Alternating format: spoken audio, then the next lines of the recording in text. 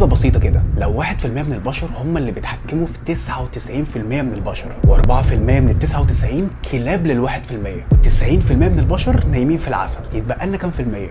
5%. 5% بيحاولوا يصحوا ال90%. ركز بقى، ال1% يا حبيبي لازم يتأكدوا ان ال4% بيسكتوا ال5% عشان ما يصحوش ال90%. دي يا باشا مش حرب بين دولتين، دي أقدم خدعة موجودة في الكتاب. فرق تسد.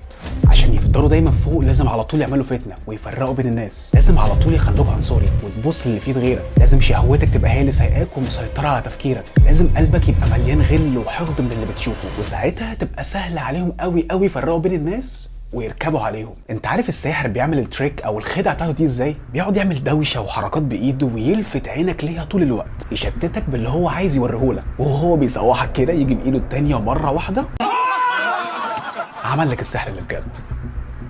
وده بالظبط اللي السياسيين بيعملوه، يشتتونا دايما باخبار عن العنصريه. بص اللون ده عامل ازاي، بص ده بيعبد ايه، بص دي لابسه ايه، وبص وبص وبص وبص. وده ليه؟ عشان يعرفوا هم يعملوا الخدعه بتاعتهم من غير ما تاخد انت بالك، ولما يجي لهم صداع بقى من الزن بتاع الشعب وحقوق الانسان والكلام الفاضي ده يعملوا لك مشكله وينفذوها على ارض الواقع، وبعدين يجي لك بحلها يقول لك بص احنا مهتمين بيك ازاي. زي اللعبه الجامده قوي اللي لعبوها من 3 سنين وسموها كوفيد 19 او الكورونا، ونصدق احنا اللعبه ونغطيها وننام. وركز انت فيها، امتى بيزورك الخبر المعين ده، امتى بيخلوك تتعاطف مع قضيه ما، امتى بيكرهوك في شخص ويقلبوك عليه. وعشان تصدقني ادخل اقرا ازاي ترامب في 2017 كسب في الانتخابات بفضل السوشيال ميديا واللعبه اللي لعبوها على الشعب الامريكي. ودلوقتي اللعبه على ايه؟ اللعبه على حته ارض اللي هي فين؟